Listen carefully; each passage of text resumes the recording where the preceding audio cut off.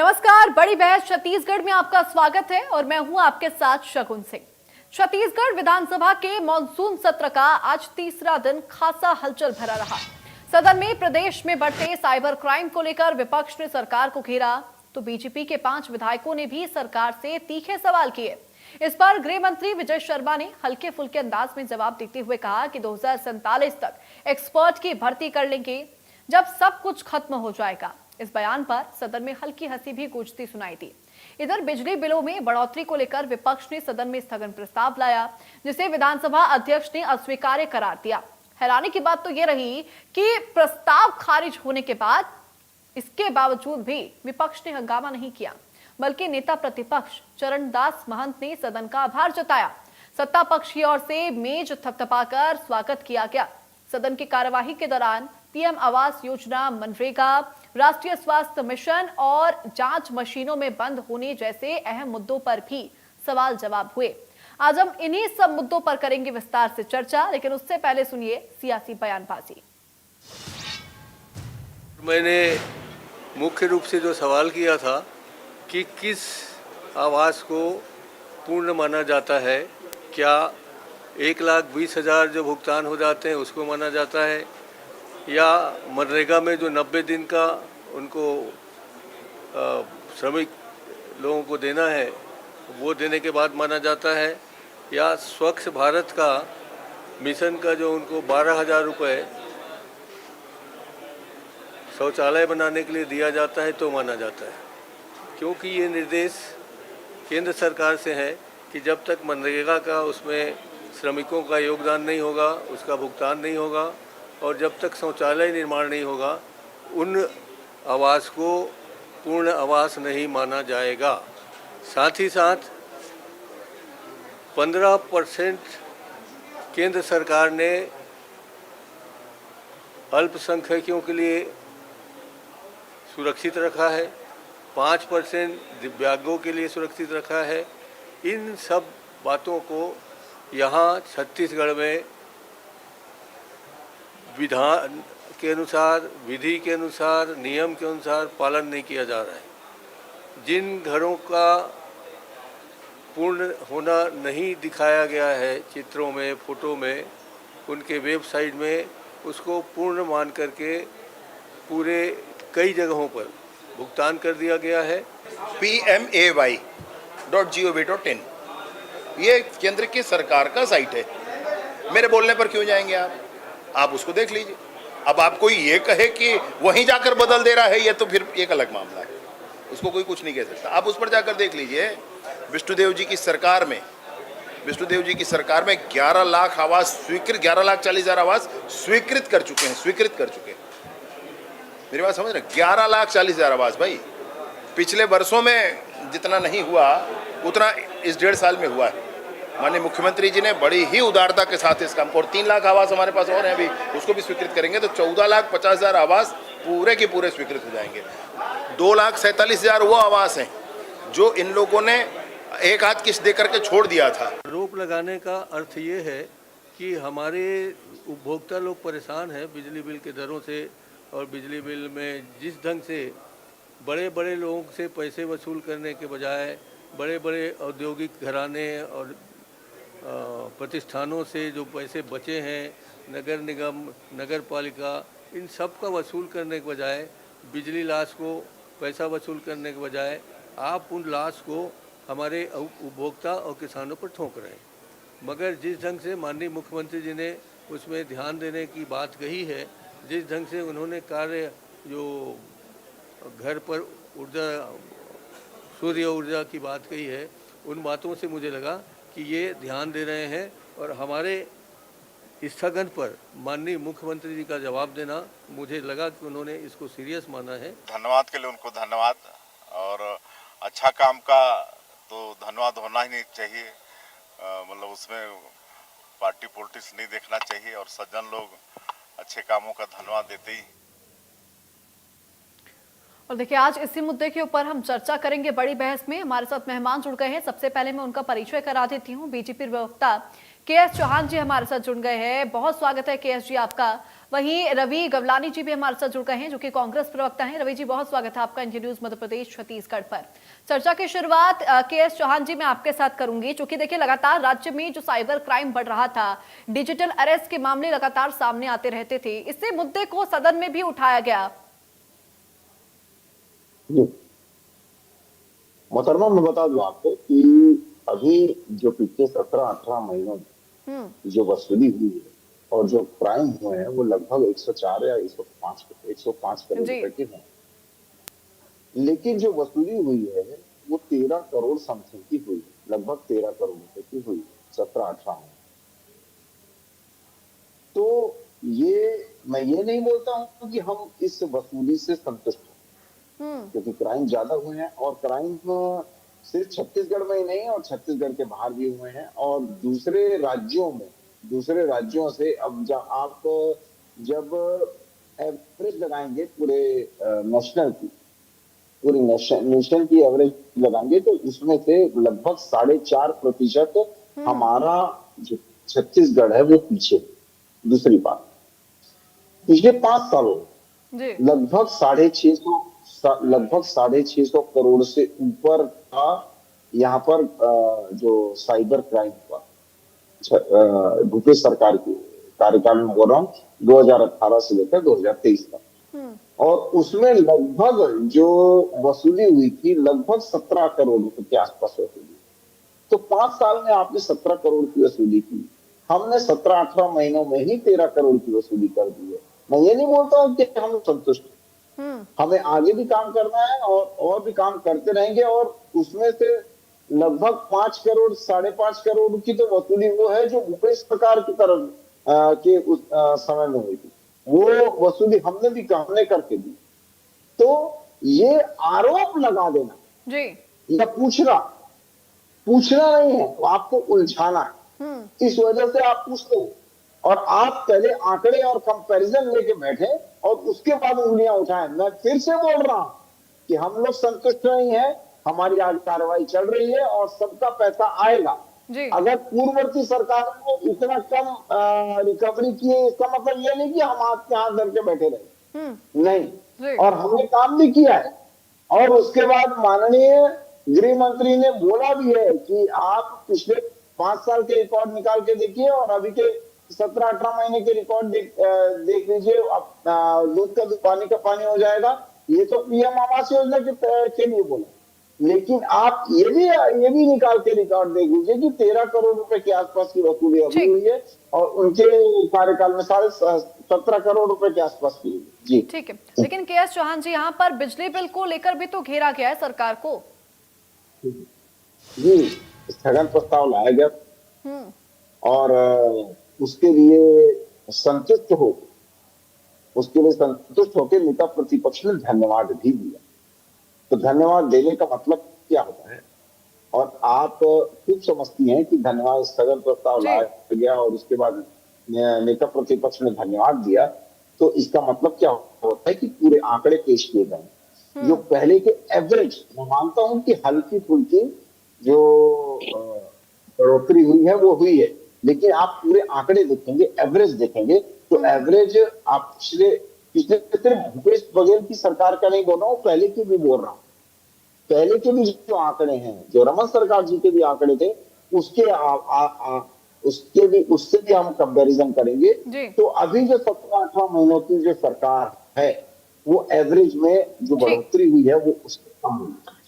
ठीक है रवि जी, आपने के.एस. चौहान जी की यहाँ पर सारी बातें सुनी, उनका साफ तौर पर जितना भी कहना है, क्या आप उनसे संतुष्ट हैं? और मेरा दूसरा सवाल, जिस तरीके से उन्होंने कहा कि विपक्ष यहाँ पर पूछने की बात अलग, बल्कि वो आरोप थोप देता है, घुमाता है, उलझाता है। जी, सत्ता विपक्ष प्रश्न क्यों नहीं करेगा, आरोप क्यों नहीं थोपेगा? अभी हमारे भारतीय जनता पार्टी के प्रवक्ता ये कह रहे थे कि कांग्रेस के टाइम की भी वसूली जो है इन लोगों ने की है। किसके ऊपर एहसान कर रहे हैं? जो सरकार वर्तमान में बैठेगी और अगर कोई पुराना मामला लंबित है तो उस पर करंट गवर्नमेंट को तो वसूली करनी पड़ेगी ना। क्या आप अपनी ड्यूटी को भी एहसान बताएंगे? भारतीय जनता पार्टी तो ये है कि अगर अपने घर से दफ्तर गई है तो भी बताएगी कि देखिए हम दफ्तर जा रहे हैं, मैं भारतीय जनता पार्टी के नेताओं से ये कहना चाहता हूं, जो आपकी ड्यूटी है, जो आपका कर्म है, जिस चीज के लिए जनता ने आपको भेजा है उस कुर्सी पर, वो काम तो आपको करना ही पड़ेगा ना। अब वो काम आप करके एहसान जताना बंद कीजिए। पहली बात। साइबर पर बात निकल करके आ रही है, ये कह रहे हैं 12 करोड़ की वसूली। आज मंत्री जी ने 3.5 करोड़ की वसूली की बात कही है। पता नहीं ये 12 करोड़ का फिगर कहां से लेकर के आ रहे हैं, और हाँ कहां से लेकर के आ रहे हैं। 2 मिनट आप बोलिएगा। 3 करोड़ का उस मंत्री जी ने सदन में कहा है कि 3-3.5 करोड़ की वसूली हुई है। तो ये 12-13 करोड़ के आंकड़े जो लेकर के आ रहे हैं, ये कहां से लेकर के आ रहे हैं, पहली बात तो यही जानेंगे। दूसरी बात मैं ये कहना चाहूंगा कि आंकड़ा इनका और केंद्र का आंकड़ा दोनों में फर्क है। सरकार के फिगर में और सेंट्रल के फिगर में फर्क है। 1300 मामले स्टेट में कह रहे हैं ये लोग रजिस्टर्ड है, लेकिन सेंट्रल का जो डेटा है वो छत्तीसगढ़ के परिप्रेक्ष्य में 16,000 से ज्यादा मामलों का है। और मैं तो बता दूं आपको शगुन जी, कई सारे मामलों में जहां छोटी रकम होती है वहां पर कई बार तो आदमी जाके कंप्लेंट तक नहीं करता है। उसको समझ में नहीं आता है कि इतनी छोटी रकम में मैं कितने चक्कर काटूं। सरकार के हमारे मंत्री इस पर कह रहे हैं कि 2047 तक के भर्ती कर लेंगे। क्या साइबर फ्रॉड या साइबर के मामले सरकार के लिए सीरियस नहीं है? क्या हर विषय पे मस्ती मजाक किया जाएगा? सीरियसली गंभीरता से इस विषय को लेना चाहिए, क्योंकि हम डिजिटल युग में प्रवेश कर चुके हैं। अगर cyber fraud, cyber crime, OTP, इस सब चीजों को ठीक तरीके से रोका नहीं गया तो मुझे बताइए भविष्य कितना अंधकारमय हो जाएगा। इसके ऊपर एक अभियान चलाया जाना चाहिए और जगह जगह पर इसके लिए कैसे इसको रोका जाए और कितनी चौहान साहब तो इस बात को लेकर कह रहे हैं ना कि कार्रवाई अभी रुकी नहीं है, आगे भी काम किया जाएगा। संतुष्ट अभी सरकार इस कार्रवाई से नहीं, आगे भी एक्शन लिया जाएगा। तमाम तरह की काम यहाँ पर होंगे जिसको लेकर यहाँ पर विपक्ष सवाल उठा रहा है। आखिर कितनी गति में काम करेंगे? गति की परिभाषा तो तय करें कि कार्यवाही हो रही है, कार्यवाही हो रही है। ये 2 मिनट चौहान जी, गति की स्पीड क्या है? क्या धीमे धीमे चलते रहना, बताते रहेंगे कि हाँ हम कार्यवाही कर रहे हैं? बिल्कुल नहीं। डेडलाइन तय होनी चाहिए कि अगर कोई अपराध दर्ज हो रहा है तो शुरुआत से आखिरी तक कितने दिनों में उसका निपटारा कर लिया जाएगा, और अगर उतने समय में निपटारा नहीं हुआ तो आखिर उसको कौन डील करेगा और उस पर जवाबदारी किसकी रहेगी। जब तक कि ये सारी चीजें तय नहीं होगी ये बात तो हर चलती रहेगी। 6 महीने बाद भी यही कहेंगे कार्यवाही कर रहे हैं, 1 साल बाद भी कहेंगे। तो क्या धीमी गति से चलते रहने को? Justice late, justice delays, justice zero. निश्चित तौर पर रवि जी, देखिए चौहान साहब लगातार इस चीज को सवाल तो उठ रहे हैं इस चीज को लेकर। जैसा कि कल को घुसपैठियों को लेकर जो मुद्दा सदन के अंदर उठाया गया था उसमें 30 का जिक्र किया गया। गति तो धीमी चल रही है कार्यवाही में। बहुत अच्छा सर। अब गति की परिभाषा क्या है हमारे साथी प्रवक्ता बताना चाहिए। गति की परिभाषा यह है कि हमने लगभग 13 करोड़ रुपए की वसूली की है और आपने 17 करोड़ रुपए की 5 साल में वसूली की थी। हमने 17 से 18 महीनों में 13 करोड़ की वसूली की है, और ये 16,000 फिगर ही गलत है। 13 करोड़ फिगर तो जांचिए कहां से ला रहे हैं? मंत्री जी नहीं कह रहे 13 करोड़। जब मंत्री जी नहीं कह रहे तो आप कहां से 13 करोड़ की बात कर रहे हैं? सुन लीजिए 16,000 का आंकड़ा कहां से लाए? आपको स्पष्टीकरण करना पड़ेगा। दूसरा ये बोलते हैं कि स्पीड लिमिट, स्पीड तो बतानी चाहिए, स्पीड तो होनी चाहिए, और एक टाइम लिमिट तो होना चाहिए कि अपराध अगर हुआ है तो कितने दिन में उसका निराकरण हुआ। तो 3 दिसंबर 2023 से पहले तो ये व्यवस्था एकदम जोरों शोरों से चल रही थी। और जहां पर भी कांग्रेस की सरकार है पूरे हिंदुस्तान में, वहां पर तो स्पीड लिमिट दी जाती है कि इतने दिन में निपटारा हो जाएगा, इतने दिन में अगर निराकरण हो जाएगा। तो हमें सोच समझ के ये प्रश्न, सोच समझ के ये आरोप, सोच समझ के उंगलियां उठानी चाहिए कि हम बोल क्या रहे हैं। एक स्पीड लिमिट तो होनी चाहिए। क्या स्पीड लिमिट होनी चाहिए? आपने क्या स्पीड लिमिट तय की थी 2018 से लेकर 2023 तक? अरे आप अपना घोषणा पत्र तो स्पीड लिमिट के अंतराल में कर नहीं पाए। जो कार्य आपको दिया गया था वो तो कर नहीं पाए। पीएम आवास योजना ले लीजिए, जल योजना ले लीजिए, 2024 में उसको पूरा करना था वो तो कर नहीं पाए। 18 लाख आवाज देना था वो तो कर नहीं पाए। स्पीड लिमिट की बात करते हो। अपना जो घोषणा पत्र के बारे में बात की उसमें से 10 से 11 आपने घोषणा पूरी नहीं की। स्पीड लिमिट की बात करते हो, तो स्पीड लिमिट की बात वो करे जो काम नहीं करते हैं, जो ये सिर्फ उंगलियां उठाने वाला काम करते हैं। तीसरी बात, मुझे मुझे बोलने हाँ, दीजिए जी शगुन जी। जी मेरी बात सुन लीजिए, सुन निश्चित लीजिए बात। नहीं देखिए चौहान नहीं, साहब, मैं- यहाँ पर मैं- आप गति का जिक्र कर रहे थे जिस तरीके से, लेकिन बाकी चीजों के अंदर गति तो स्लो देखने को मिल रही है। मैं इसको लेकर भी आपसे जवाब लूंगी, पहले रवि जी के पास। हाँ हाँ, नहीं, नहीं, नहीं, दो मिनट नहीं शगुन चौहान जी, साहब, मैं आपने अभी आपके पास मुझसे आऊंगी बोला है। वापस, उसका भी मैं जवाब लूंगी, मैं उसका भी जवाब लूंगी आपसे। इन्होंने नहीं, नहीं, 2 मिनट, अभी आप सुन लो ना, अभी नहीं चौहान साहब, मैं आऊंगी उस मुद्दे के ऊपर, मैं आऊंगी उसके बाद, उसका जवाब लेने के लिए भी एक बार रवि जी की प्रतिक्रिया ले लूं। देखिए, मैं हमारे प्रदेश के एक विधायक का एक क्या उन्होंने कहा है वो कोट कर रहा हूं। रायपुर में साइबर थाना होने का दावा है, लेकिन आम जनता को इसकी जानकारी नहीं है। एनसीआरबी और एआई दोनों के आंकड़े 16,000 से ज्यादा साइबर अपराध दर्ज होने की पुष्टि करते हैं, फिर भी कार्यवाही नहीं हो रही है। और ये किसने कहा है? माननीय सुनील सोनी जी, जो भारतीय जनता पार्टी के ही विधायक हैं। अभी के.एस. चौहान साहब पूछ रहे थे कि 16,000 से ज्यादा का आंकड़ा कहाँ आ रहा है। सुनील सोनी जी जो इन्हीं के विधायक हैं, वो इन्हीं की सरकार से ये प्रश्न कर रहे हैं कि 16,000 से ज्यादा अपराध है, अभी तक कार्यवाही नहीं हो रही है। और मंत्री जी, वो भी भारतीय जनता पार्टी के हैं, वो कह रहे हैं 1300 मामले दर्ज है। मंत्री जी कह रहे हैं 3-3.5 करोड़ रुपए आया है, और हमारे के.एस. चौहान साहब कह रहे हैं 13 करोड़ रुपए आया है। मैं शगुन जी आपके चैनल के माध्यम से पूछना चाहता हूं कि भारतीय जनता पार्टी के विधायक सही है कि भारतीय जनता पार्टी के मंत्री सही है? अभी ये भारतीय जनता पार्टी के प्रवक्ता स्पष्ट कर दो। ठीक है चौहान साहब, जवाब दीजिए इसका। रिकॉर्ड से अगर रजिस्टर्ड 16,000 केसेस हुए हैं, तो आप मेरे को बता दीजिए कि कहां पर हुए। 16,000। अरे भाई, आपके विधायक ने कहा है। सवाल तो आपके विधायक ने मैं किया क्या है। बताऊं? मेरी बात सुन लीजिए। जैसे उसके लिए भी मैं जवाब दूं? नहीं, जैसे आप आप लोग बताइए। 5 लाख बोलते थे, 5 लाख की हमने भर्तियां कर दी। अरे 5 भाई, लाख भर्तियां कर दी बीजेपी के है। विधायक जब हैं। नहीं आप- चौहान साहब, क्या ऐसा लग रहा है क्या बीजेपी आपस में ही यहाँ पर फंसते हुए नजर आ रही है? तमाम सवालों के तमाम बयान आपके द्वारा दिए जाते हैं। देखिए मोहतरमा शगुन जी, सबसे पहली बात ये मैं बता दूं कि 16,000 का कोई आंकड़ा होता और 16,000 अगर रजिस्टर्ड केस होते, तो इसका क्या मामला सदन में नहीं आता? सदन में आता ना मामला। तो आया तो है, आप ही के विधायक लेकर के आए हैं। ना, मेरी बात सुन आप लीजिए अपने ना। विधायक को गलत कह रहे हैं। 16,000 रजिस्टर्ड हो केस तब ना, 16,000 रजिस्टर्ड हो केस तब ना। आप बताइए ना 16,000 रजिस्टर्ड कहाँ अरे है? भाई शगुन जी, भारतीय जनता पार्टी के विधायक कह रहे हैं, एनसीआरबी 16,000 कह रही है, लेकिन इनके मंत्री नहीं। ये अपने ठीक है, एक बार विधायक को चौहान गलत साहब की भी बता आप रहे पूरी हैं। बात सुन लीजिए। एक बार चौहान साहब की भी आप बात सुन लीजिए। बताएं। हाँ, मैं ये बोलना चाहता हूँ कि 16,000 अगर रजिस्टर्ड हुए हों केस, तब तो आप बोले 16,000 रजिस्टर्ड हो। 16,000 तो रजिस्टर्ड ही नहीं। 1,300 के लगभग जो केस है वो रजिस्टर्ड ही है। तीसरी बात, आपने बोला था कि रोहिंग्या और बांग्लादेशी का जो, अरे भाई, रोहिंग्या और बांग्लादेशी, मैं सुनील सोनी जी के नहीं रवि जी, वो मेरे सवाल का जवाब दे रहे हैं, वो मेरे सवाल का जवाब दे रहे हैं। बहुत शॉर्ट में जवाब रखिए इसका, क्योंकि मेरे पास वक्त कम है। इस चर्चा को मैं इसी मुद्दे के ऊपर केंद्रित रखूंगी फिर।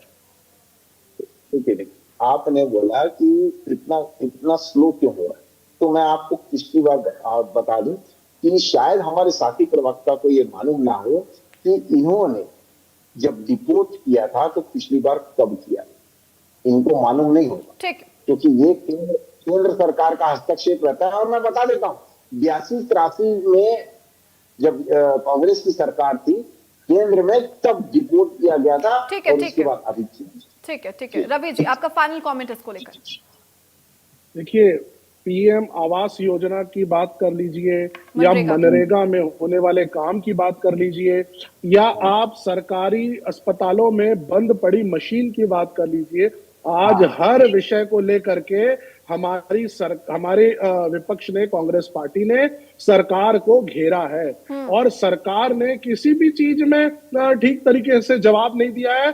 और अगर जल जीवन मिशन को भी ले लेंगे तो यही हुआ था अभी 3 दिनों में कि वर्तमान सरकार कुछ नहीं कर पाई है, कांग्रेस के किए हुए कार्य का भी श्रेय ले रही है। तो ये सरकार सिर्फ श्रेय लेने का काम कर रही है, 1.5 से 2 वर्षों में हर मोर्चे में वर्तमान सरकार फेल नजर आ रही है। ठीक। वो आरआई की भर्ती का मामला ले लीजिए या कोई भी मामले उठा लीजिए, सरकार कोई भी चीज पे ठीक तरीके से आंकड़े प्रस्तुत नहीं कर पा रही है और साइबर मामले में तो फेल ही हो गई। ठीक है रवि जी। चौहान साहब, आपका फाइनल कमेंट।